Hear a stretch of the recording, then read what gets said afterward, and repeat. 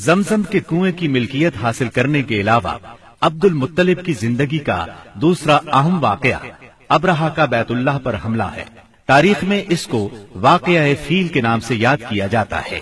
ابرہہ ایک عیسائی سردار تھا۔ شاہ حبشہ نجاشی کی طرف سے یمن کا حاکم تھا۔ اس نے دیکھا کہ اہل عرب حج کے لیے مکہ مکرمہ جاتے ہیں اور خانہ کعبہ کا طواف کرتے ہیں، تو اس نے عیسائی مذہب کے نام پر یمن کے شہر صنعاء میں ایک عالیشان گرجا بنوایا۔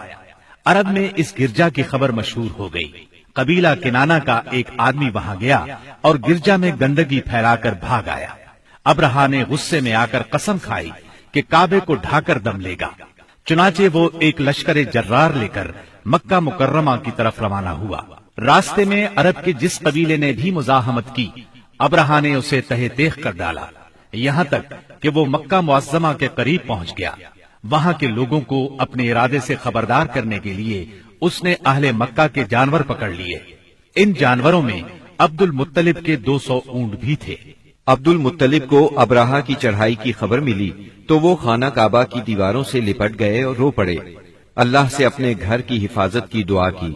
قریش کے چند سرداروں کو لے کر ابرہہ سے ملنے کے لیے گئے اور اس سے اپنے اونٹوں کی واپسی کا مطالبہ کیا۔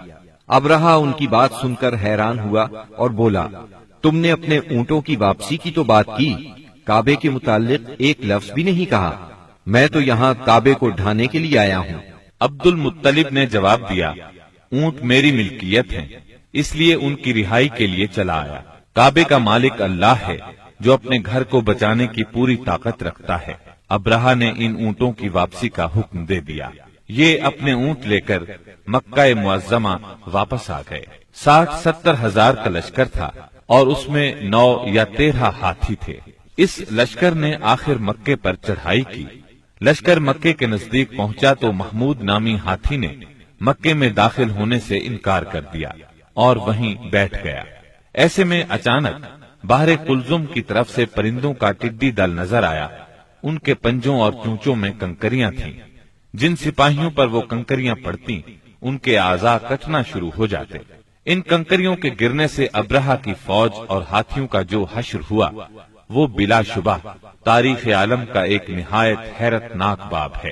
خود ابرہہ مشکل سے گرتا پڑتا صنعاء تک پہنچا اور نہایت دردناک عذاب میں گرفتار ہو کر یمن میں مرا۔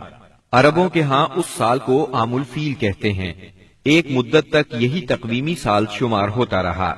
قرآن کریم میں یہ واقعہ سورہ فیل میں بیان ہوا۔